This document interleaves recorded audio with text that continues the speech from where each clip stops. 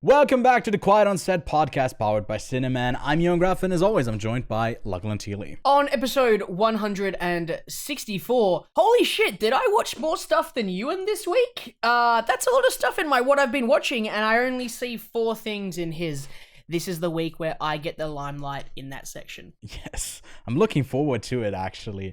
Although it might not be true that you watch more than me, I'm just not gonna talk about as much, but we can live in that illusion. I did watch the finale to the Squid Game reality TV show. Also watched John Woo's Silent Night and Leave the World Behind. Lachlan watched Godzilla Minus One, Poor Things, and a couple more. So you'll get to hear more about that in what we've been watching. Finally, today, Ewan and I will be discussing The Boy and the Heron, the latest Studio Ghibli film by Hayao Miyazaki. Super excited to talk about it. Was on both of our most anticipated at the start of the year.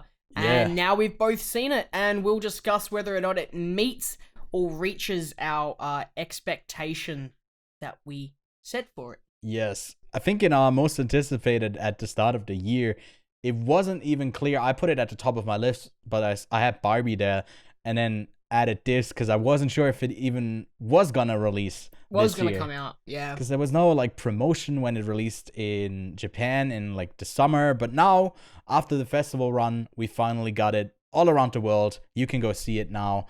So we'll get into that in spoiler fashion as well. So let's cue up the intro and get into the show. We are professionals. This is a professional podcast. Yes. Breaking Bad and Better Call Saul. Hello there. Which actually, Did you this get is gonna me a be hat a as bit, well? Yes. So I've got Dooncam. It's just a camera with my Dune steelbook. Okay, welcome back, Lachlan. We had an eventful week. Lots of stuff to watch. We did a Ridley Scott bracket that should release later this week. So much stuff that we had to catch up on there to do that properly. And yeah, some personal stuff that's been happening. I don't know if you want to share, but you've had your struggles in a busy week that you've settled out for, like, hey, I'm gonna watch Ridley Scott movie this, and then you presented me last week with like your schedule of the whole week, and then it got kind of cut short because yeah, you had some car trouble. My car. Right? Yeah, my your car no wrecked brum up. brum. So No my brum brum car no more. no go brum brum. Me no go see no movie. But I still Yep. saw a lot. I think there's only 2 films that I didn't actually get to watch. No, 3 that I didn't get to watch this week that I had penned in of when I wanted to watch them. Yeah. Everything else I pretty much caught.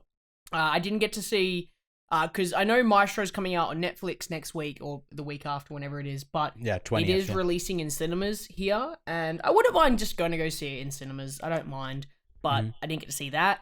I didn't get to see Saltburn. I was wanting to go to see Saltburn because I've heard mixed things about it, so I might as well just go make my own damn opinion on it and go watch it. And the last one is I didn't get to see Matchstick Men, which was something that I could watch at home for the Ridley Scott bracket, but I just didn't have the time after reshuffling trying to see everything. And I didn't even know if I was going to see Boy and the Heron until I was able to organize it later today. So yeah, here we are. We're here. We're doing it. We've made it. Another week. We're here. Yeah, and a lot of that stuff that you've just mentioned, like Saltburn, even Priscilla, is all getting like a VOD release sooner than later. So by the end of the year, you should be able to catch up on the hottest stuff, you know, fresh off the cinema press. Hell yeah.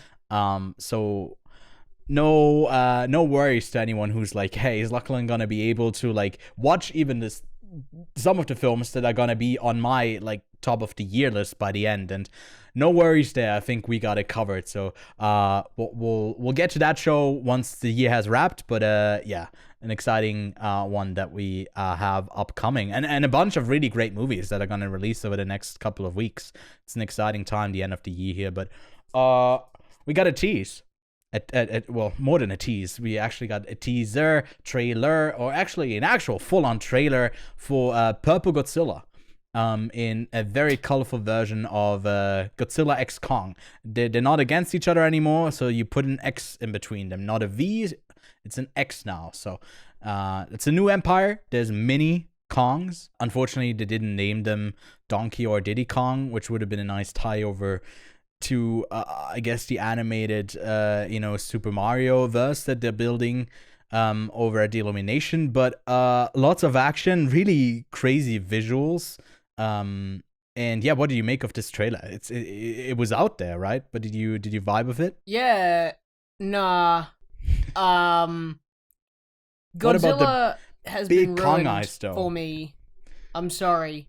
Yeah. After watching Godzilla Minus One, I'm not so excited for this movie.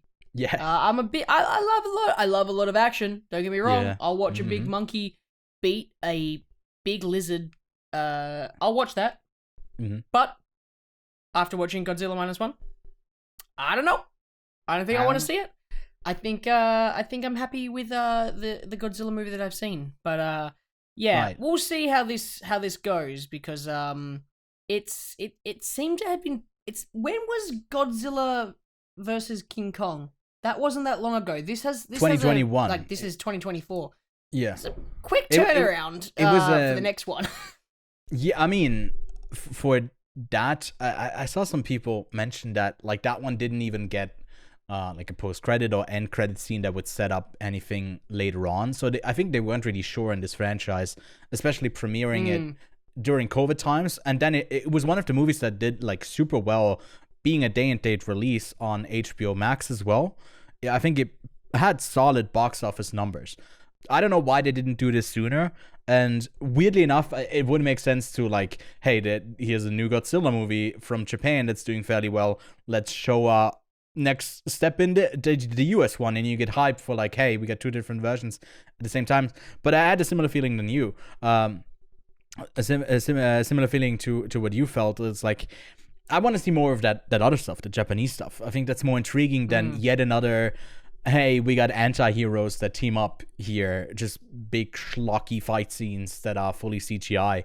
I think there's a bit more to the human story, the period piece that works better in that other film, which we'll get to when you mention it and what we've been watching. And but yeah. You know what? Also, Monarch has been great. So I just feel like I'm totally writing off this universe, but I feel like there's more interesting stories than this. So yeah, it feels very disconnected. This feels very anime coded. It feels like the jump from Creed 1 to 2 to 3 with making it more over the top. But I guess in the Godzilla universe. But yeah. Yes. There was another trailer, Self-Reliance, a film that premiered early this year at Sundance. I think a pretty good reviews. Yeah, has a fun cast, a comedy, a dark comedy about a guy who signs up for, I guess, a sort of game where he can win money if he is never alone. Whenever he's alone, he's like, he can be killed, I guess. It's open hunt of people killing, being allowed to kill him, and some kind of game show, I guess. It looked pretty funny. Did you even watch the trailer? I watched the trailer, but I didn't really fully get... Okay, I've got you here. So he signs up to a competition where he's going to get hunted. The rules are that he can't be killed when there's somebody else around, so it's only when he's alone. Yeah. So he's always going to have someone with him, and he's going to be hunted. Mm-hmm. I don't know who it could be. Could be anybody. Yeah, it could be anybody. And they don't reveal that much in the trailer, which I think is good. Don't reveal too much. Don't tell the whole story, what the twist is going to be. I'm keen. This looks kind of fun. And yeah, Andy Samberg has recently been kind of a staple for or like a guarantee that there's at least like a worthwhile comedy. I don't think he's signed on to a lot of comedies that have completely missed for me in the last couple of years. Makes me think this is good. And I also watched New Girl early this year. I don't know why. I had like a weird couple of weeks where I was just like binging through all of New Girl, and he's in New Girl. He's a guy in New Girl, not the girl. He's one of the guys. And yeah, I don't know if you got that. I don't know if you've seen New Girl, but yeah, funny. I'm gonna watch this one as soon as it comes out. Same. It's been a long day for us. We come off another recording, so excuse us if we take a bit longer. But I'm Pixar. fine. I'm enjoying you describing your excitement and describing that movie. It was just yeah. Anyways, equally in shambles as I am with my thoughts is Disney. When you look at their year-end report, my God, other than Guardians of the Galaxy 3, seemingly nothing has made money for them, or it hasn't been a huge loss. So in the last couple of years, with the launch of Disney Plus, they have decided to just basically dump the new Pixar projects onto the streaming service without a theatrical release, which was for Soul, for Luca, and Turning Red. Now they're turning round with this decision, trying to, I guess, make a couple of bucks of those films in the theatrical market as well. Having said releases in 2024 for those three aforementioned films. Lachlan, what do you think about this? Do you think a bunch of people will turn up to go see this, or why not? Why not? If you got families, right? Why not just watch it on Disney Plus? Do you think they'll take it off Disney Plus for the time that this is in theaters, or what exactly is this? Oh, you're gonna do an Avatar? Just depends when they release them, eh? I reckon if they release them during school holiday periods in cinemas, that'd be smart. Different schools, different countries, sorry, have different school holiday routines. You could probably see an influx in them, getting people to go to the cinemas to watch them, because they're gonna need to keep their kids entertained, parents, and daycares and stuff like that. So there is a strategy here where putting it back in the cinemas makes sense, but dumping all three of them at the same time, that's not the right move. I don't think they're going to do that anyway. I think it's going to be strategically placed out. But if I'm honest, like, I don't really... I wouldn't go back and see any of them in cinemas. Yeah, me neither, if I've already seen them. I don't think I need to see any of them on the big screen. I think that they were all pretty much okay. And it felt natural for them to kind of be, like, straight to VOD type movies, right? Because none of them were just mind-blowingly insane. Yeah. So I mean, it doesn't make sense from a budget standpoint. For the budget that it makes no sense to put them on streaming alone. But yeah, the feeling, I guess, is still the same. But I guess it just depends how much it really costs as an initial investment to try to put them back in the cinemas when they didn't even have a release. What's the cost like for Disney to say, all right, we've lost a lot of money and we didn't have these films in cinemas. Let's give them a chance. Like, either the chance is they're going to make money because there are going to be families that want to take their kids to the movies, and there hasn't really been anything that has got them going there recently, at least from Pixar. Yeah. Or they're going to go cut the losses, move on. But I feel like Disney's just trying to squeeze every dollar out at this point. I mean, they have to. I feel this is definitely like a desperate move on their end. And recently they've also like for the Marvels, which by the way had like a worse drop off than Morbius. Really, the worst movie financially to drop like ever for superheroes. It was that bad. And instead of just like saying, hey, we lost on this one, they decided to they got some backlash. I don't know if they actually went back and now undid what they were trying to do, but they said they're not gonna report any more like box office stuff for it anymore, just because it was this bad. I was like, that's like, I don't know, if you're the top dog for so long, you gotta take it on the chin, and Disney is like really bad at doing that. If they're not at the top of their game, and they haven't been for a while now. This obviously makes sense to re-release it, to at least make some money on these movies, which, you know, they wouldn't have a direct correlation to. My God, my cats are going crazy again.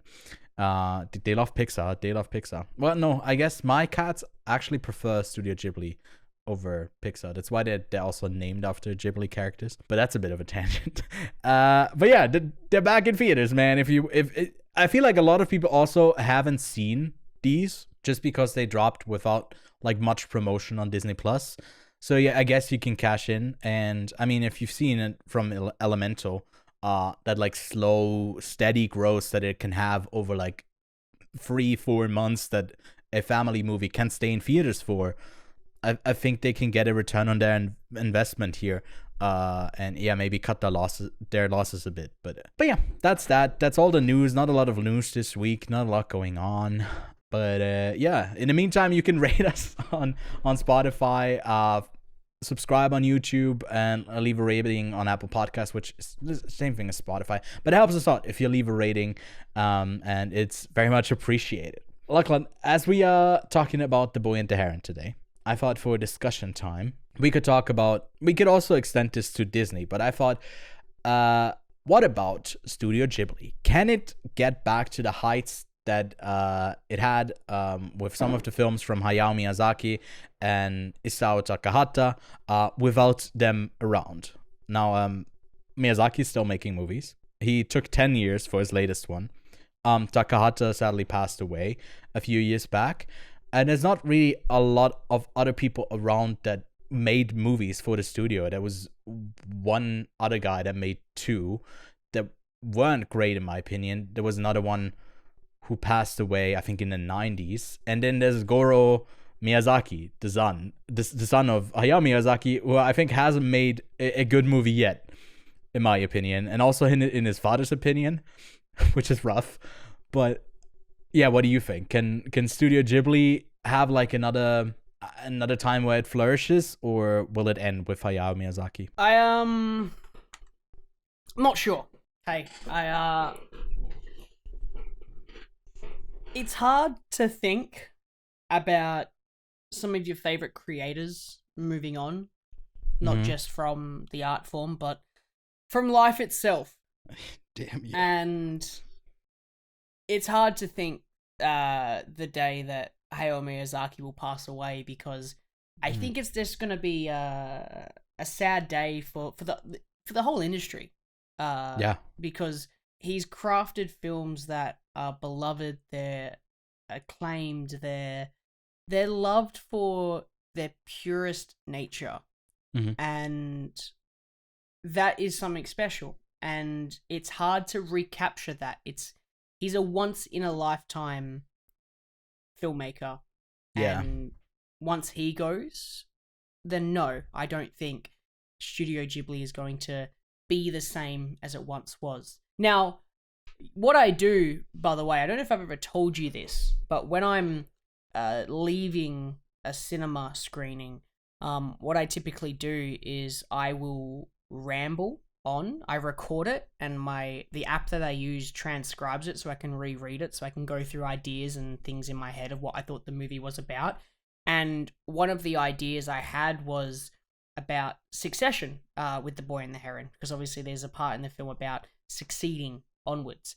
Yeah. And after I've gone on my ramble, I'll usually read a couple articles, and I came across one article from the BBC that actually spoke about, what is going to happen to Studio Ghibli once Miyazaki's gone. Because the dude's pretty old now. He's getting on, but it's not his last work. He's going to work until the day he dies. Because there's a bunch of quotes from people that have worked with him and work for Studio Ghibli, and they say things like, he is not physically working on sketches. This is for his latest film. He is not physically working on sketches based on these as of yet, but I don't think he'll ever be ready to retire. I don't think he's ever really going to let go. He will have a pencil in his hand until the very day that he dies. And Jesus, if he dies during the production of his next film, who will then continue that vision? Because and then reading on this article, it's a fantastic article about the creation of The Boy and the Heron and Studio Ghibli in itself. He talks about how one of the studio heads had no idea what this movie was about until it came to the end. And it was all in his vision. And they gave him no time limit. There was no release date, which is why there was no advertisement for the film. They were just no advertisement, no talking about it, no screenshots, no trailers. Let's just release the film, and let's not put a set date and put pressure on him. Let him just make what he can do. And he made this film, which I think is spectacular. The film's spectacular, but I also think it's spectacular that a studio, it's quite rare for a studio to go, hey, hands off. Do what you want to do. and it's completely self-funded, which is even crazier. To think that there's no external funding for this project, so it's a very expensive film over this many years that it's been made. But do I think that when Miyazaki is gone, Studio Ghibli would be able to return to the heights that it was once at? No, but it could explore different avenues. It could definitely explore different genres of filmmaking, not just animation. There's a possibility that it could expand, and that would be interesting to see it evolve that way. But it's like Nintendo was a card trading company, right? And now they make video games. They evolved. Studio Ghibli could evolve into maybe not just an animation studio, but maybe just like a production studio for animation. Just be the branded name Studio Ghibli. I mean, they could certainly live off the merchandise for a while. I feel like they have created so many iconic, just like background things as well that people love. And they also have a theme park now. Oh, they do. I didn't know that. Yeah, I saw like there's a hotel. There's like a bunch of different stuff, Studio Ghibli theme. But I mean, that's typical Japanese stuff. Like there's a lot of like even pop-up shops that aren't directly tied to the actual like company, but they just license the thing, and there's a ton of licensed stuff that you find in Japan. But Studio Ghibli feels like it's the type of company that would be way more hands-on. And I guess that's where like the stuff will timelessly be conserved for I guess as long as the park is open. Or like there's also Studio Ghibli museum, I think, in Tokyo. I think it's in Tokyo. But I think as well, after Miyazaki has passed on, I don't think like the studio might even close down entirely to make movies, because it has before. And just in recent years has released a couple of things. There was another Goro Miyazaki, his son, made another movie, Earwig and the Witch, which is clearly, it's worse than Tales of Earthsea, his other film that wasn't really liked. It's really bad. It also tries to do that thing where it goes into a different direction from the 2D animation with CG, and it looks horrible. The story's bad. It's just overall really, really bad. So I don't think there's like a next generation of animators that would have the same dedication to the craft that like Hayao Miyazaki has, to even put to continue upon this great legacy that Studio Ghibli has done. I feel like the influence you'll feel all throughout, like the ripple effect throughout the industry. People have been touched. People have been inspired by his art. But I don't think that Studio Ghibli, I don't think they'll make like a lot of movies, if any, after the actual last movie from Hayao Miyazaki. But it's just my opinion. We'll see. It's just a theory. Quite on set theory. Ghibli theory. And cut, or whatever he says. But yeah, that's. But I guess the same thing could be said with a lot of studios, though. Like, well, not for Disney, right? Not for Pixar. What will Warner Brothers do when Christopher Nolan dies? We continue to be a poorly run company, that's for sure. What will Tim Burton do when Johnny Depp dies? What will... Okay. Right? I feel like you're not being serious about this anymore. I feel like you're just setting up jokes now. People that are like... What Ridley Scott... But like, here's the thing. There are like, Ridley Scott, or what will happen when Quentin Tarantino does his last film.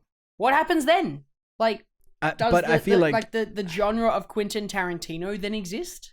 Like, do people then start making Quentin Tarantino movies? I feel like it's different with animation, because the like level, like there's not that many animated movies that get made a year.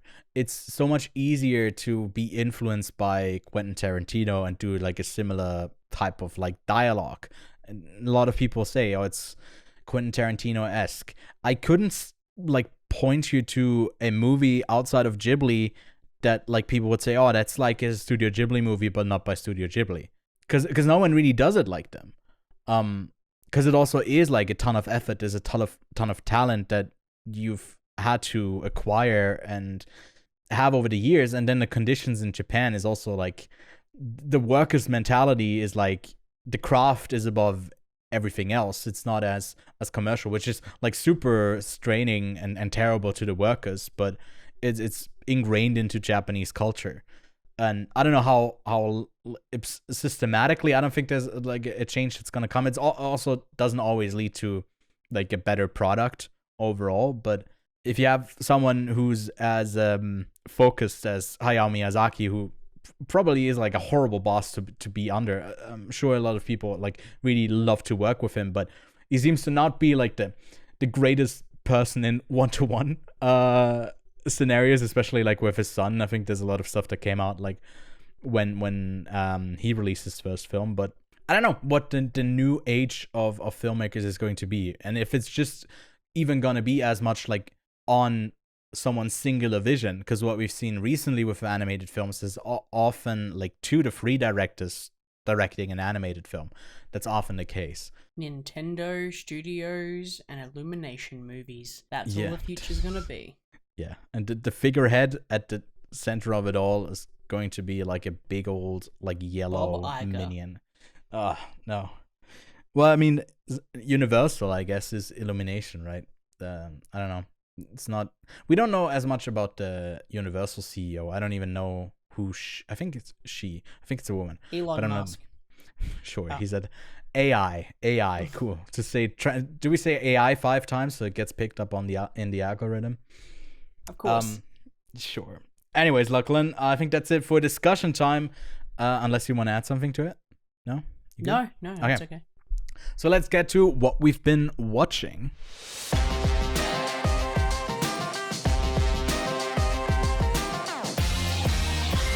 All right, Lachlan, tell me. You've been busy this week. Apparently busier, you claim, than me. I've been busy. Mm-hmm. I've been busy. Yeah, all right. Busy guy. So, I watched a couple of movies. 3 of them were for the Ridley Scott bracket that's coming out. I'll quickly go over those. Black Hawk Down, American Gangster, The Duelist.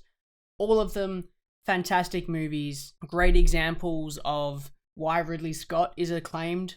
Why he has the high seat in their building. Why he's Ridley Scott.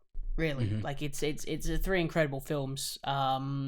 You can hear more about our thoughts on the bracket that'll come out, but what can I say? They're 3 fantastic movies. But I did watch a couple other movies. But before I even get to that, I watched a TV series. No way, Lachlan watched a TV series. What? And I watched a TV series, Reacher season 1, and I had an absolute blast with it. I had so much fun.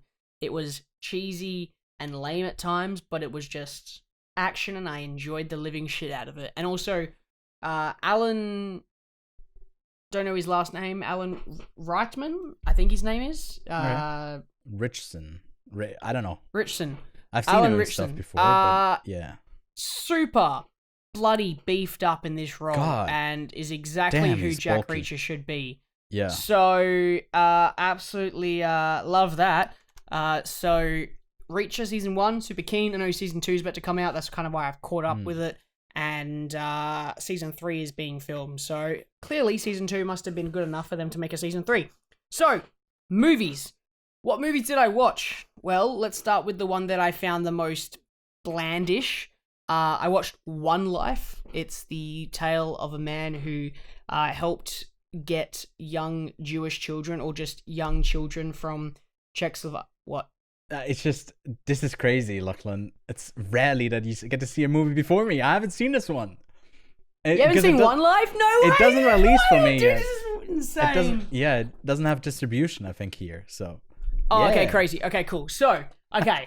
Oh, no, it has. But it's out in March, end of March for me. So okay. Yeah, you're early. British man smuggling kids out of occupied Czechoslovakia and World War II Germany. Nazis and everything like that. Lachlan's so bored with that premise. Yeah. I went in high expectations because I think that Anthony Hopkins is an incredible actor. And he does really do a great job, but I feel like the story itself and the rest of the film is a little bit let down. I think performances from pretty much everybody is spot on. It's perfect. Yeah. But unfortunately, I just think that the way that the film was presented and put together, it felt like it was milking tears. Yeah. And didn't That's what I've heard as well, never yeah. really built up the emotion that should have been there. Even the moment that's quite famous, and I knew about that moment where he's sitting in the crowd and everybody's those children, like that's crazy, that's wild. But even that moment didn't have the emotional backing that I hoped it would. So there's none of that, and that sucks. And yeah, it's what's done is done. But 3 stars out of 5. I still thought it was a captivating story because I think it's a beautiful story anyway, and I think that for most part the performance is pretty much spot on. Exactly what I've heard Moving about on it as well. to something way more important. Godzilla Minus One. Ooh. Oh, buddy. Why was this not a main topic movie? It was really close to being a main topic one. But yeah, let's to talk about it. There's so much to break down with Godzilla Minus One. First of all, this is what Godzilla movies should be. He should be the big bad. It shouldn't be ooh-woo Godzilla good. It should be Godzilla Scary Terry. That's what I want. I want Godzilla to be big. I want Godzilla to be powerful. I want him to be slow, but I want him to be impactful. And to know that this film is such a small budget, and I've read a lot of articles about the CGI being a bit crappy. You gonna say? That like some of the reports apparently like there was no claim that it's actually that low. Since then, to correct that, I think the $50 million was actually like there wasn't a source that actually linked that. Apparently, I think the movie did definitely cost more than that, but still, I think not as big as some of the Warner Bros. Budgets, of course. Well, not that high, but still was way more entertaining than some of these big billion-dollar action blockbuster movies that cost $1 bajillion to make. And the main reason is that at its core, there's drama, there's emotion, there's so much story that's gripping. It's you have a family that's put together under the most unfortunate circumstances, a Godzilla attack, and then you have the big bad Godzilla, the killer of families, the destroyer of Tokyo, the radiation fart king. Like Godzilla is just he is a big bad overlord, terrorist of towns. He is a maniac, and he's powerful, and that is just so cool. The moment that builds up with the beam and then blast and then quiet and then it was like him watching charging a up is conductor crazy. Oh man, it was spectacular. And even the hype. Yeah, go ahead. You rarely feel in a movie, to me, like, because it's not slow. It's like at the perfect tempo, but I can feel myself tense up with each like thing, and it's very video game-esque. It's like that type of thing. You rarely get to see movies because in parts it was kind of campy with some of the characters. Like they're kind of over the top in a way to me, like the way that they are so passionate about something. And the way that like Godzilla behaves, but it works in this movie, I think, quite well overall. Yeah. And if you're watching this from a Western audience perspective, like yes, the performances are sometimes over the top, but that is just the charm of this film. And I had an absolute blast watching Godzilla Minus One. Nice choice of word. And the only thing, thank you. Only thing I didn't like was just how they had at the end like a little setup for a second one, and I was like, no, just leave it as it is. Don't need it. But Godzilla Minus One, it's going to get 3.5 stars. I know it's only a half star more than One Life, but Godzilla Minus One is 3.5 stars for a completely different reason. Yeah. Actually, I'm making One Life 2.5 stars. Just in comparison. That's what I'm doing. 2.5 stars. Finally. Wait, sorry. Oh, go ahead. Would you want to see another film from like this storyline forward? Godzilla Zero? Yeah, I feel like we should get to Godzilla Zero. Zero. Yeah. Well, And they then we could get do to all Godzilla different 1. type. I mean, you could even lead up to something like Alien Cubed. You know, you could do something, or you could Yeah. introduce an exponential thing. Yeah. Where, like, you know, Square root of Godzilla. Yeah, I like square it. rooted. Yes, square rooted. And there's like they cut him up in 4 different parts, but because he's so resilient, that means there's just 4 smaller Godzillas. Yeah. Exactly. Little I like got cut them to these. little tiny micro Godzillas, like little Yes. micro Godzillas running around. Imagine like the little raptors in like Jurassic World, like little Yeah. Godzillas, like little. Think of the little like laser beams, right? The Yeah. little, like, pew pew pew pew, right? mhm. It wouldn't be like a it'd be like pew, pew. Anyway, yeah, I'd watch another one.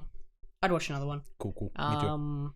I feel like I feel like it will lose its charm though. I feel like Godzilla Minus One should have just Yeah. been a standalone story, over and done. Yeah. Unless they decide to do a Godzilla many years later, like let's say a Godzilla in like the mid 80s, because I really liked the timepiece thing, how it was, post World War II Japan. I felt that was it had some. I love. I hate saying, I don't take this the wrong way. Okay, this is a weird, but I love the use of war as a backdrop in films. Yeah. It's I a get what you very mean. Yeah. interesting like it's a very interesting narrative feature, and they do it in The Boy and the Heron.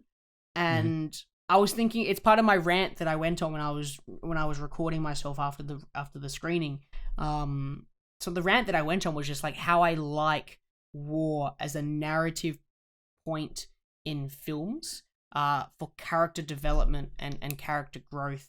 And I think that the like Tokyo is its own character in this film, and how it's affected by World War II, and how defenseless Japan is against this threat. Hence the because title. they had all of their weapons taken away.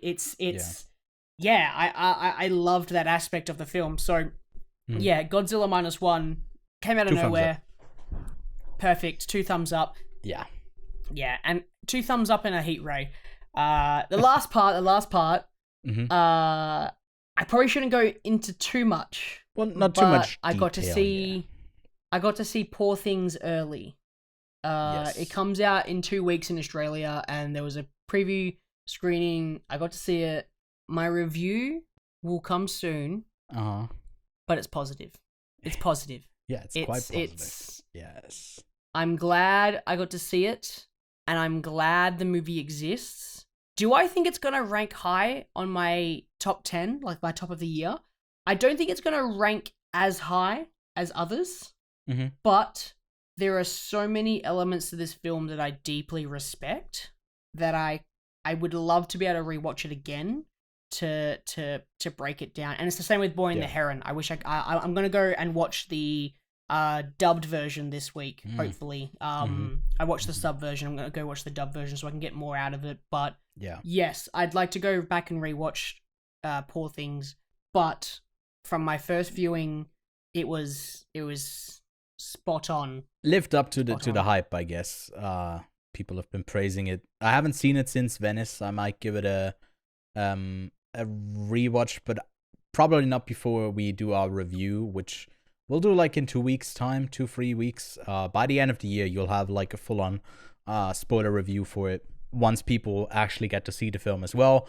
But yeah, this is a warm recommendation, very high, hot recommendation for Poor Things. Something to look out for best performances of the year from Mark Ruffalo and Emma Stone. I think it's great.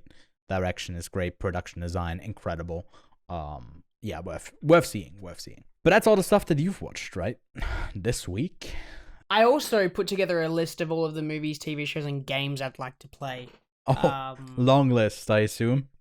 I only put it together in 10 minutes, and I wrote 66 different items. So yes, and that's not even including catching up on other stuff. That's just stuff I wanted to watch like right now. Yeah, that's great. Yeah, it's just like the new stuff, not even like older things. Yeah.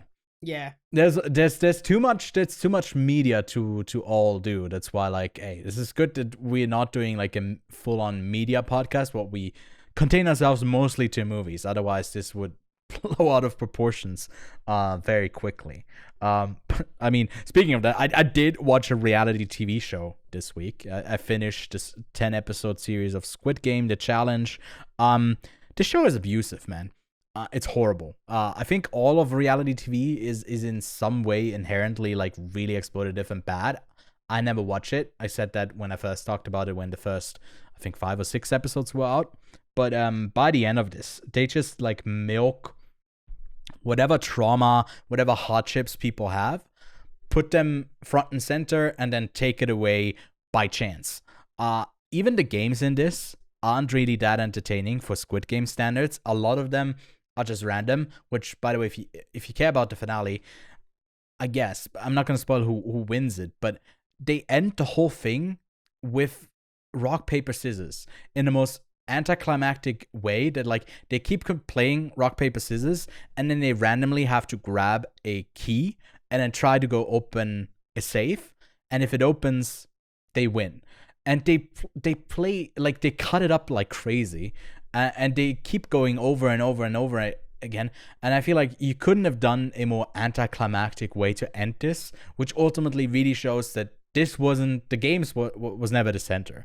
It was always trying to get as many people who actually desperately are in need for some sort of support, especially in like these times that we are currently living in like everything's going down, and it's not looking like there's going to be an upward trend anytime soon, especially for the US, which most candidates, or pretty much all of the candidates, were from the US.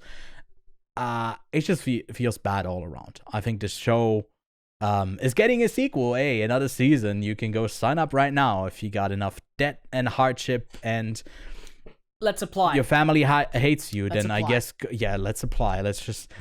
It would be kind of interesting to fake being like this really, really broken person and see how easily they would go for you. Probably, likely. I don't know. They probably fact check you and you wouldn't get in. Well, you wouldn't have to fake too much, Ewan.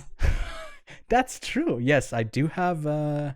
Yes, there's dead people. Yes, in my past I've killed. No, there's like one of the finalists is one guy who was in prison before, and that's like one of like they have like a list of stuff that they went through, and I feel like that's a requirement to even get in, to even get any screen time. Is like you need to cry at least like once or twice per episode.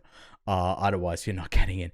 It just feels bad to watch. And yeah, don't if you can avoid the reality TV craze that a lot of people are on, then I would say just ignore it. And hopefully the second season is like decent, and the guy who actually made it is getting the money he deserves for the money generated for Netflix.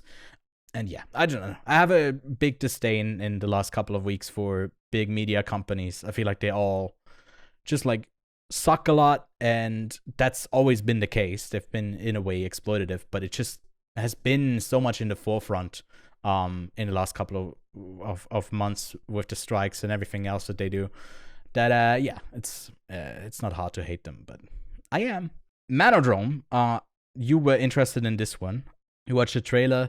But like a guy who struggles with his identity, his masculinity. He's like toxic. It tries to talk about like the modern man and the pressures he's under, and how quickly we could slip into like these exploitative sexist Andrew Tate like figures that could lead you to become the worst version of yourself.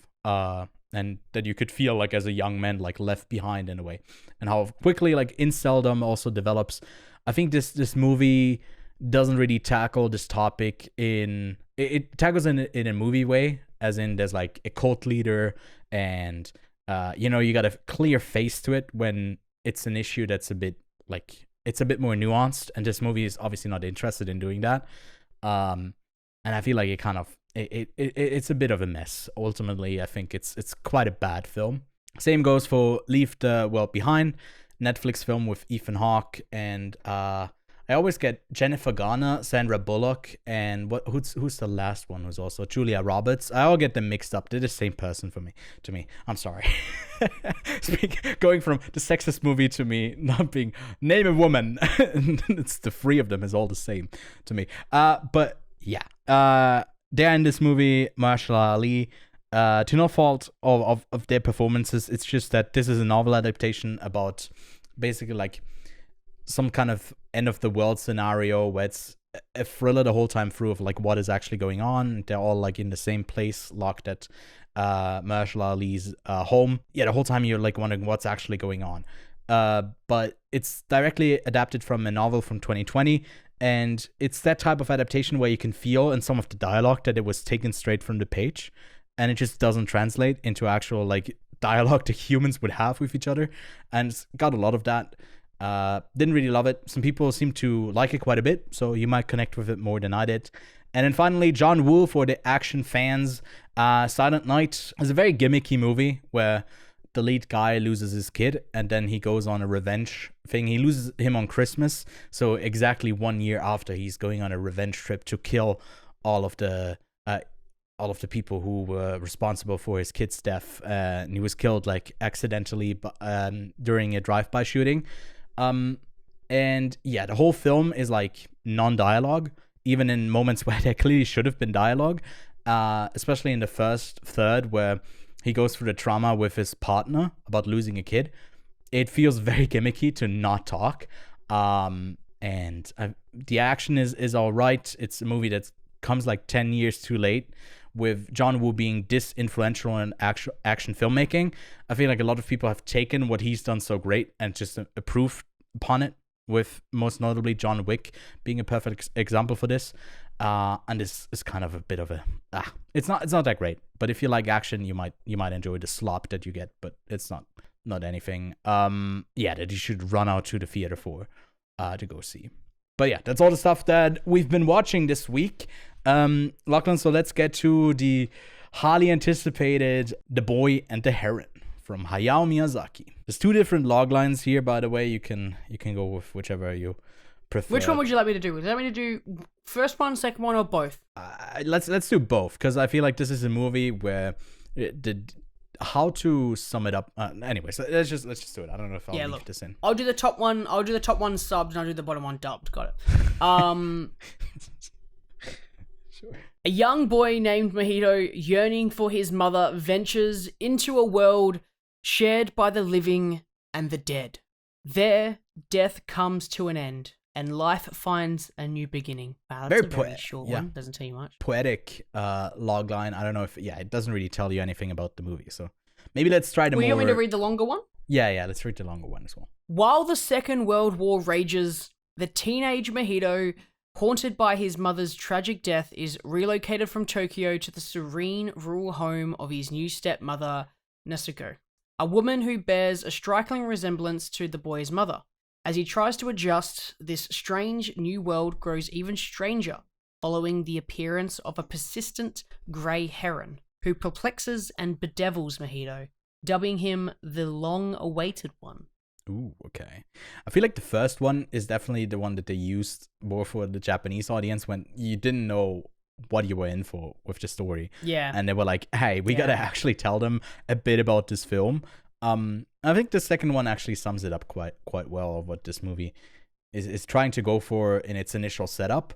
I think there's a bunch of twists and turns later on that are a bit harder to describe, and I don't even know if I get it. I need someone smarter to wait until it's out on VOD to kind of dissect it, because I feel like there's a ton of substance in this film. Hayao Miyazaki has maybe made his most personal film here. At least a bunch of people claim that to be really autobiographical in parts. Obviously being a child who has lived through the bombing of Japan during the Second World War, it's something that his stories tie back to a bunch in his movies, and he seems to be processing the story here as well. Yeah, it's been 10 years since we've gotten a Hayao Miyazaki movie. It's been received very positively, especially on Metacritic. Those critics do love themselves some Studio Ghibli with a 92 rating on Metacritic. On Letterboxd, it's actually also very positive, a 4, and on IMDb, a 7.6. Apparently, the budget for this is claimed to be one of Japan's most expensive movies. I don't know. It's done fairly well in the box office run it's had in Japan. It made like 56 million in Japan alone, and it's coming out now. I feel like it's gonna have a healthy run in theaters. We also urge you to go see it for yourself. For me personally, this was the first Studio Ghibli movie I've seen in a theater with people. As a collective experience. I don't know about you, Lachlan. Have you seen some of the films before on the silver First screen? time. Yeah, because like it's been 10 years since the last one came out, and I feel like I had never seen anything from Studio Ghibli until like 3 years ago in 2020 when they all like dropped on Netflix. I took the time and basically binged through them all as like a family experience during the time where we were all like locked into our homes. In 3 days we watched all like 20 Studio Ghibli movies, and it was quite a trip. To me, it was very different to experience this movie with other people in a public screening at the Zurich Film Fest was where I saw it. There was like immediately I was like, okay, I actually prefer it when I'm alone at home, which isn't great for cinema, but I love to be at home completely engrossed in this world without like, I had like a couple in the same row that kept like talking, but they were whispering the whole time, but I could hear them they were talking the whole time. And it was infuriating. It was really annoying, but they were too far away from me to say something. A couple of people behind me talking. I was like, dude, why does this cinema experience oftentimes suck when people just can't shut up and take in the world? Which makes me want to rewatch this film, and I haven't seen it since September. Yeah, Lachlan, you also experienced it for the first time in the subbed version, but a lot of people will not have the same experience. They will watch it in dubbed, which in the English version has really stacked cast with Christian Bale, Dave Bautista, Gemma Chan, Willem Dafoe, Mark Hamill, Robert Pattinson as the Grey Heron, Florence Pugh. Yeah, what do you make of the movie? Just like in general, did you connect with it in a similar way that you did with past Studio Ghibli movies, or was it completely different now, having seen it in the cinema? I connected with it extremely quickly. And for me that was exciting. This film has an incredible opening that is visually stunning, and it engulfs you because it's an animation style that you know, but it's also mixed with this really complex style of animation as well. Mm-hmm. That you don't really see that much with Studio Ghibli. It almost seemed like it was computer generated for a Hayao Miyazaki film. That's quite rare, but it engulfs you straight away, and for me that was super engaging.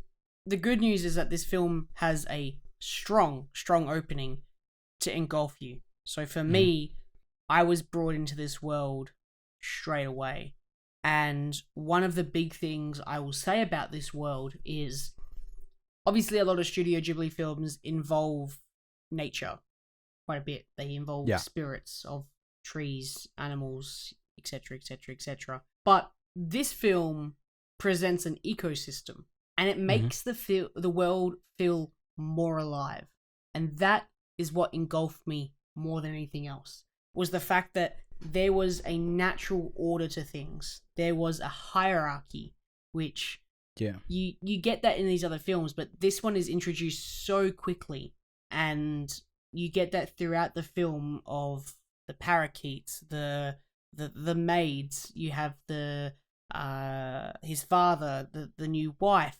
You then have the grand uncle. You have this hierarchy of people who bow down to others, and then you have spirits, and then you've obviously got the pelicans and where they stand. Like there is a clear hierarchy, and there's a clear ecosystem in this film, and that is what engaged me. It is the quickest Studio Ghibli film to make me go, this world is alive.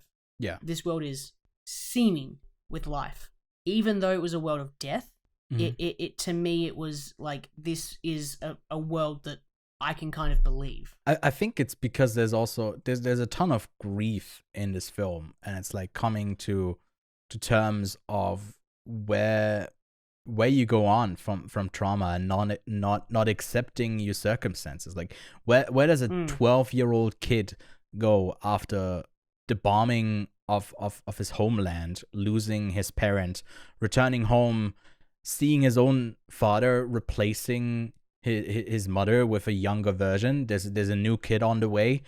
Is he on the way out? Like what is his prospect for life? And then that escape into this fictional world, for us, like more fictional than maybe the reality that we've said at the beginning, like all of like those escapes that he can have, which is also like, it could be totally an allegory, a metaphor for the creative escape out of trauma, and the worlds that you create to escape living in the real world, which I think is why this movie, another reason why this feels so incredibly personal as a story for Miyazaki. There's like quotes going around from interviews with one of the studio execs, one of the people who co-founded Studio Ghibli, where like basically all of the different characters can be attributed to like people who worked in the company who were like important in Miyazaki's life.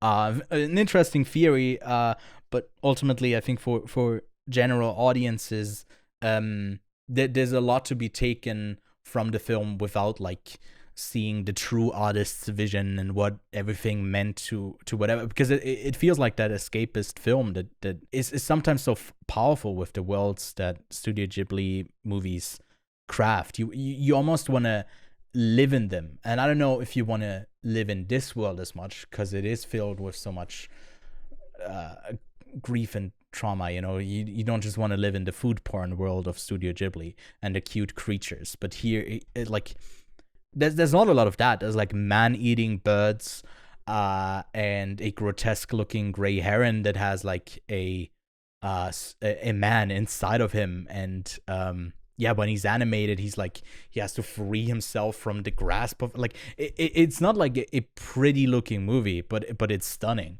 Like a pretty-looking movie with the characters, but then it has like some of the cutest moments as well. A moment that really stood out to me is, big spoilers here if you haven't seen the film, the rest of this review will be spoiler film when we talk about specifics, is when he returns to his world, and like he's chased by all of the birds that are about to kill him. I think, wait, what type of bird is it actually? I had it written down here. Parakeet? Parakeets, yes. And the transition there where they actually like fly out and they're all these small birds again. Something about that like made me almost tear up in a crowded cinema, but every single seat was taken. I was like getting emotional because it was such a beautiful moment of him claiming his place back in the real world, where he doesn't escape, where he is with the people, his family that love him. And it was a really, really beautiful moment, and it has a couple of them. And it's, I guess, less an adventure film that some of the other movies have been. Maybe that's something that you felt with, like the central lead isn't just on a quest to basically defy all of the hierarchies that have been set up, because he's living within them. They are constraining him. And finally he finds a place where he's hopefully comfortable in that structure. And it's less about like, it's less an adventure movie, although it is definitely an adventure movie, but it's less an adventure movie that some other Studio Ghibli movies have been. It's a movie that explores a lot of themes, and you already said one, grief, the loss of his mother, and it could also be the loss of one's home, as you said. Yeah, the bombing of Tokyo is by the US is how the film opens, and it's quite a horrific moment, and it's visually stunning, and it brings you in, and that is a great I hate saying it, but great narrative device. The suffering that not only people who go through war experience, but those countries that are at war experience. Just innocent people who had no choice whether they went to war or not suffer from consequences of bigger people's actions. There is another hierarchy involved with that, especially with war. But another idea and another theme, and this is one that I thought about and I didn't and I had it, I guess, further reinforced from other articles with other people having a very similar idea, is this relationship between an artist and their work. And it's very funny that it's Miyazaki, who we obviously know has retired and come out of retirement and retired again and come out of retirement, and he's basically just the Rocky Balboa of the animation world. He just will not fucking retire. He will just do another fight. He will do another movie. But one interesting idea that it was no matter what you do, no matter how beautiful your art may be, no matter how bad it may be, more importantly is your family. And I found that quite enduring. And it's, you know, Mihato had a interesting proposition given to him by his granduncle. He basically said, here are the keys to the castle. You can control this world. You can form it in whatever way you wish. There be no suffering. There be no war, right? Yeah. You mold it into your vision. He gave godlike powers to a 12-year-old boy who had lost his mother in the real world, moved from his home, was exploring this just weird world. And he said no. He said, nah, I would rather live... And what's hang on, I wrote it down. Rather live a foolish world rampant with murder and thievery. Right? He'd rather live in that world than the world of his own making. And it's important because his real family is in that world. And I found that really exciting and something to chew on after I left the film. Because they do leave the film quite open to interpretation, to what kind of ideas are being presented. And I think that because for the longest time this was going to be considered Miyazaki's last film, it is a conversation about him, and as we said earlier, a conversation about what will happen to his art once he's gone. Like, what impact will it have on people? And I find that like a really interesting element that he explored. Yeah, it's like the world that he escaped in, that he created. There's a really easy allegory to make for him, like personally, what this movie means to him.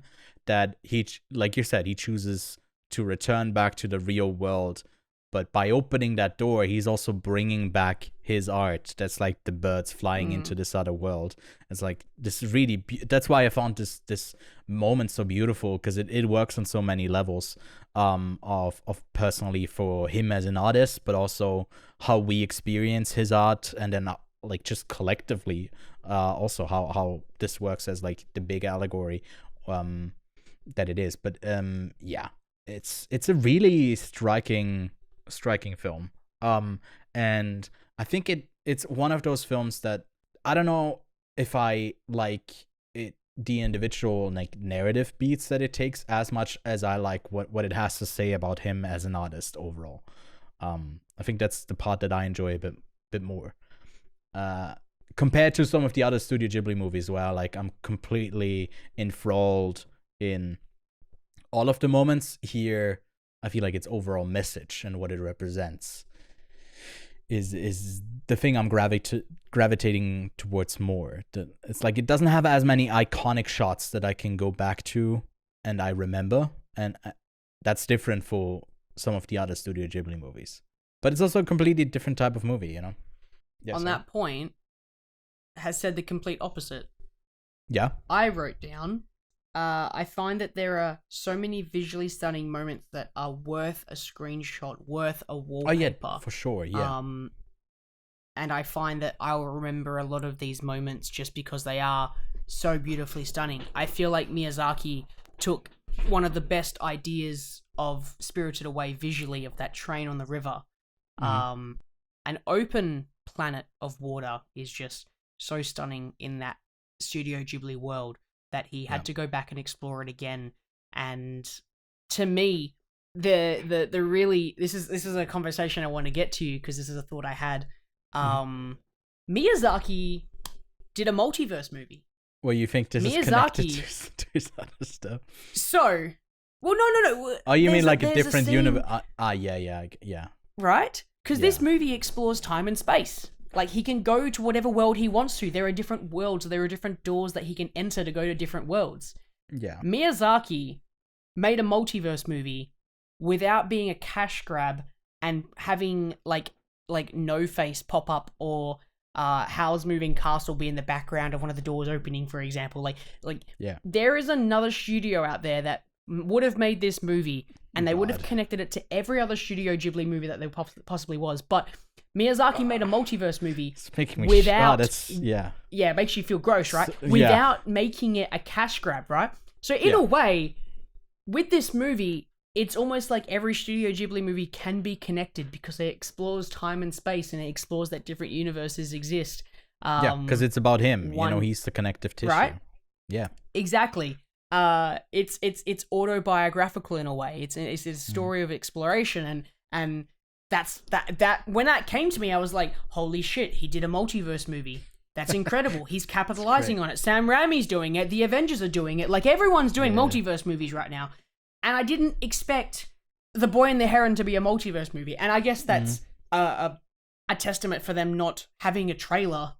They had trailers before the release, like just before the release, but I tried to stay well clear of it because there are so many moments in this film that are missing from trailers that I was just like, this is not the film I was expecting to see. And for me, having this film be explorative of different dimensions, like when they're walking through that hallway and then it's just space and then it's a hill, like none of it makes sense. It's very surrealist, this film, in the way that it explores these realities, but it's still so Studio Ghibli and just feels so alive. That's a beautiful movie. Look, I can't wait until this movie drops on VOD, so I inevitably will have a ton of my Instagram feed just be like stills from this movie, because maybe that's why some of this other studio's films have been so iconic visually for me, just because I keep seeing it all the time. Maybe it's just like a matter of being exposed to it. I'm wanting to go see it again this week, but in the dubbed version, so I can watch it again. Can't. But you can't see the dubbed version, really? Well, I could only see it in a German dubbing, but I couldn't see the American one because obviously they're not going to do an American dubbing here. I shall report back because let me know. I cannot wait to hear what this voice cast does. It is incredible, this voice cast for the English dubbing. Who have we got? You've got Christian Bale, Dave Bautista, Gemma Chan, Willem Dafoe, Karen Fukunaga, Mark Hamill, Luca Padovan, who's doing Mojito, Robert Pattinson, Florence Pugh. Like, come on, man. This is a... It's crazy that, like, Pattinson is doing the Grey Heron, which I would have said, like, I would have expected Mark Hamill or Willem Dafoe to do the Grey Heron. It's like, hey, if we had gotten Robert Pattinson, maybe a couple of years later as the Nolan Batman, the voice that he puts on that I saw in the trailer, there's like the graspy thing would also kind of work for Batman, which makes it more of a multiverse movie, if you think about it. Like, don't think about it too much, but maybe think about it a little bit. Yeah. It's a great cast, and we'll see if this works, because I wouldn't always say, like, the dubbing in anime has gotten like really good, I think, from the limited experience I've had with it, and from what I've heard, apparently it's gotten pretty good. So I also think that this film, its emotion lies within the visual storytelling. I don't really think it's going to matter with this voice cast. I think that the talent for the original version, the Japanese version, was there. The emotion that they have in their voice echoes a text, what they're feeling on screen, and then you got to read it, right? But you're not reading it when they're doing their articulation of the ups and downs with the same sentence can be said different ways. But exactly, when you're finally gonna watch it, watching it in the dub version might present this whole new light to me of a different theme that I didn't experience because I wasn't able to connect to it at the exact same time as the affliction was happening during the sentence. So that's why I'm super excited to revisit this in English. And it's not like the subbed version is one-to-one the script that they're gonna read in the dubbed version, right? It's gonna be a different text, and it's just gonna be, hey, is this gonna work? How well does it work when it's expressed differently in I think performance again? I doubt that in the English version, I could be wrong, I'm just going to go on a limb here, but one of the lines that the Heron says is he says turd. I'm sure that in the English dubbing version, they're probably just gonna say shit. Because I'm pretty sure this movie's PG-13 anyway, so they can drop that in there. Because the word turd doesn't have the same affiliation to it as the word like shit.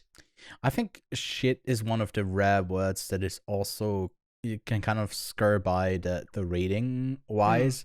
Not entirely sure, but I think shit is one of the lighter curse words that you can say like definitely before you can say fuck.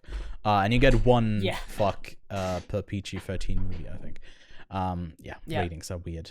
Which Poor Things blew through that straight away. Well, there was also a bunch of fucking on screen, so definitely there was a lot but of blowing. Only one character. Yes, I guess, yeah.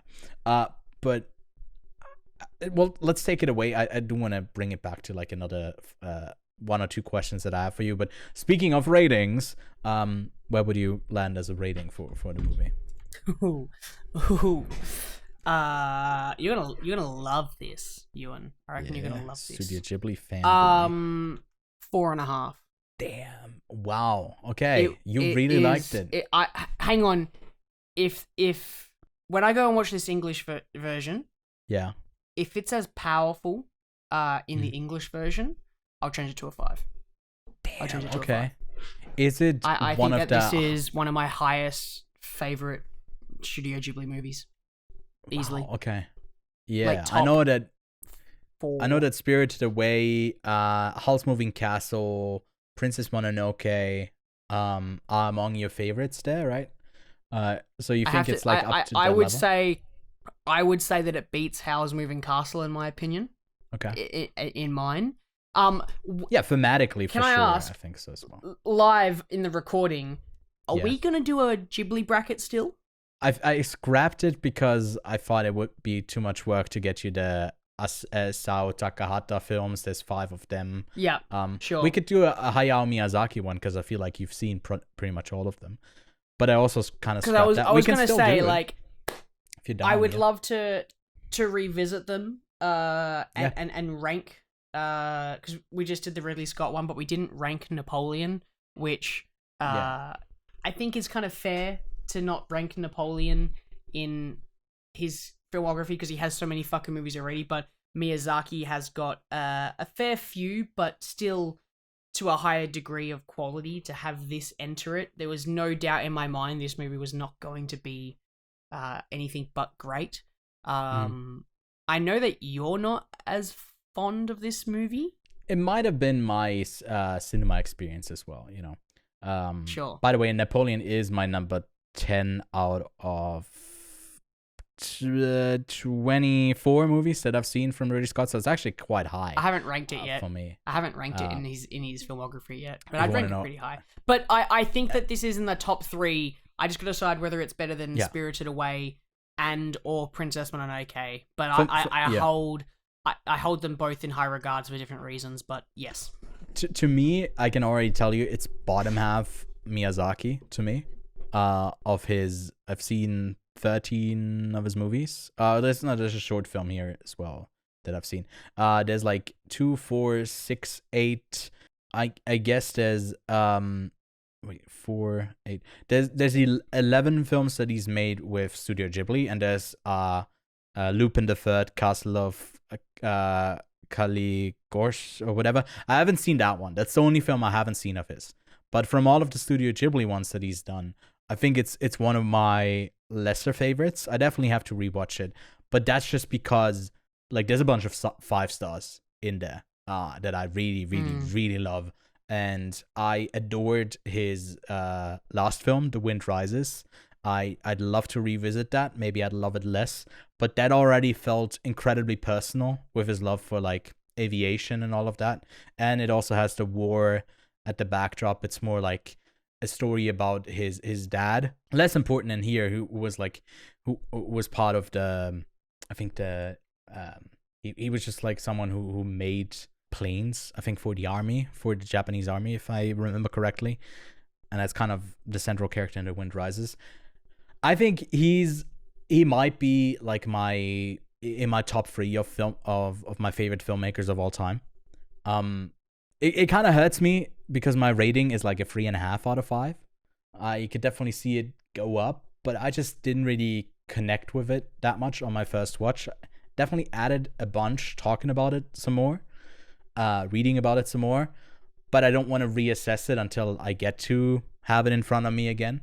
But yeah, I think all of Studio Ghibli definitely worth checking out, even if this didn't blow me away the first time around. I'm gonna wait and go see it again for sure. So that's that. For you, I guess it does beat. My next question would be, and my final question, is this the best animated movie of the year for you? Oh, okay. Yeah. I think Does it clear I think it would Spider-Verse? be if I just go. Yeah. Oh yeah, no, it clears Spider-Verse, 100%. I think that's the only other animated movie I can think about. Let me just go. Teenage Mutant 2023, Mutant Mayhem. genre, animation. Oh, I don't know, man. Elemental was pretty. No, fuck. I'm joking. Got him. I got him. Well, think at me, no, but... this would be the best animated movie of the year. It's got the Oscar in the bag. Yeah, I think Spider-Verse is pretty securely gonna get it still, but it's nice to have like Fuck competition in here. Not that I think I would even like something like Nimona would be up there for me, and Spider-Verse and this pretty much all on the same level. But yeah, maybe I like it even more on the Right rewatch, now, we'll see. Spider-Verse has got a higher rating in Letterboxd, 4.49 versus 4.03. Definitely the favorite. The movie has been getting some awards acclaim from early voting bodies, so yeah, it might be an actual contest between The Boy and the Heron and Spider-Verse. But I would still bet that Spider-Verse is gonna get the big old prize, but wouldn't be upset if this one takes it home. But ultimately, who cares about the Oscars? Go see both films. Go see both films. They're worth checking out. But if we were to pair this up with another film, what would you pick as a double feature? You do yours first, and then I'll figure one out. I'll do mine first. Lachlan still deciding on his pick. I mean, it's, to be fair, I also had to take a bit of time to decide mine. I'm gonna go with the movie I just shouted out before, The Wind Rises. His previous film, I think it's not a really personal one that I connected with a bit more than The Boy and the Heron. But again, gonna give it another try, maybe in the comfort of my own home instead of in a theater full of people who are whispering next to me. Didn't even talk about the family that was next to me, which they were really nice. They were just like munching on popcorn the whole time. And I like a quiet experience. Everyone shut the fuck up next to me, and just like, I don't want to be distracted. But there's also another film that I would maybe tag along to this, Mary and Max, maybe something that a lot of people don't have on their radar. It's not an animated film about like a tale of friendship. It's about the solitude between I guess two people connecting, two pen pals. And it's quite a sad film, but I found it incredibly moving, and for some reason it just kind of reminded me of this film. So maybe tag that along to it, another animation shout out. But yeah, Lachlan, did you find your pick? I think I would just have to do a movie about losing a family member, being forced from your home, and then returning to realize you need to take your spot in that world. Star Wars. And animated. Oh, okay. The Lion King. The Lion King. Yeah, sure. I'm down for that pick. I feel like there's a generation of people like around our age that didn't grow up with watching The Lion King, and they actually haven't seen it, which is preposterous. So if you are they're all in amongst prison them, now because they weren't good kids. yes. They definitely are. So yeah, that's your pick, The Lion King. So that's it for the double features as far as new releases are concerned. On December 15th, we are getting Paul King's The Wonka, which isn't the title, it's just Wonka with Timothée Chalamet. He's the director between the two Paddington movies. I haven't seen them myself, so I'll catch up on those before I watch Wonka. And We're going to be talking about that film next week. Then out in limited release in the States is American Fiction. No release date for Switzerland yet, but you are getting that on January 9th, Lachlan. Rebel Moon is out in limited release right now and then will be on Netflix on December 21st. Society of the Snow, also out in theaters. That's another Netflix film that's going to be streaming on January 4th. And then The Zone of Interest is out in limited release in the States. Switzerland and Australia will get a later release date in February and March, or maybe even January. We'll see. But that's another great one that's going to be at our end of the year lists. I can already tell you it's gonna make probably both of our top 10. We got to see that in Gun earlier this year. Speaking of Gun, The Taste of Things, the Pot de Feu, or whatever 17 titles this movie had, the French submission for the Oscars, highly likely to get nominated, is out in limited release as well, so go catch it if you can. And then I got no exclusive for Switzerland and Australia, because it's not that many. For some reason, they're like, hey, the holidays are coming up. Let's just give you Wonka and all of the movies that have released. We'll get to new films in the next year. So yeah, not a ton apart from Wonka that's coming out for us. But that brings us to the end of the show. Next week, like I said, we're going to be talking about Wonka.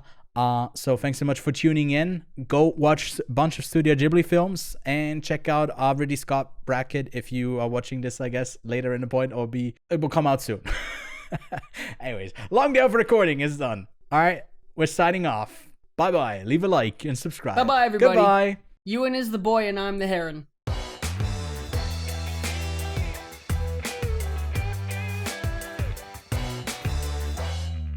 That we are reversing the role, yes. And that's it. No, we are both the stopping heron. recording. I'm the heron and you're the boy inside of me. The man. Jesus.